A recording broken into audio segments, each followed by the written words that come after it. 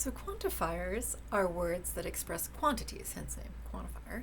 And in English, these are words like some, every, none, and most, although there are many others. And Lids in 2014 sort of summarizes it this way.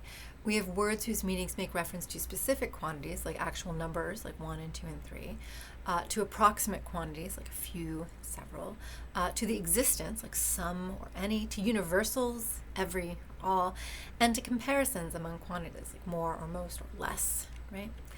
And so quantifiers are tricky, actually. So again, focusing maybe on every, some, and most, for example, require representing a relationship between two sets. So for example, when we say every crayon is broken, what you're really doing by saying that is expressing a relation between the set of crayons, right, and the set of broken things, right, which can include glasses or chairs or bikes or whatever. But when you say every crayon is broken, you're saying that crayon set is a subset of broken things because every single crayon is in the set of broken things, right? So that's a relationship. It's a set-based relationship. So, it's kind of a complex concept.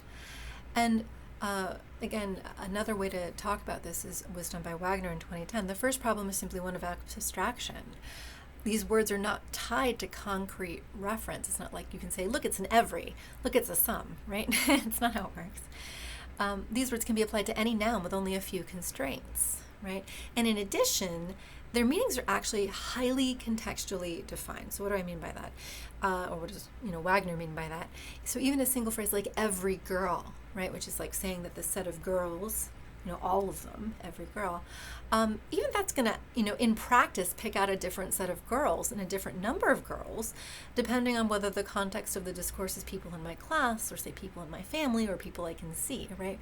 When you say every girl, you might mean every girl out there in the world, or you might be every girl that you're looking at right now or every girl in my class, right? So these words can be rather tricky to learn, right? And so something interesting that we know about quantifiers comes from a study that was done in 2016 by a number of different researchers testing children in 31 languages grouped into 11 language families. And it turns out that when you just look across all of these languages, there are certain quantifiers that are easier, that are sort of learned sooner than others. So all and none are more easily learned than some or most. So this suggests that children are acquiring quantifiers in the same order, basing themselves on factors that relate to the meaning and use of each quantifier. Because like in 31 languages, if you're always getting all and none before some and most, it tells you that in some sense there's something easier about all or none versus some or most. And in fact, an adult-like understanding of most seems to come in fairly late, actually around age 6, right? And the way you can tell this is you ask a 5 or 6-year-old child, could you put most of the oranges on the plate? And they don't quite do what you want them to do. I mean, that tells you that you're like, what does most mean exactly? It takes them longer to figure it out.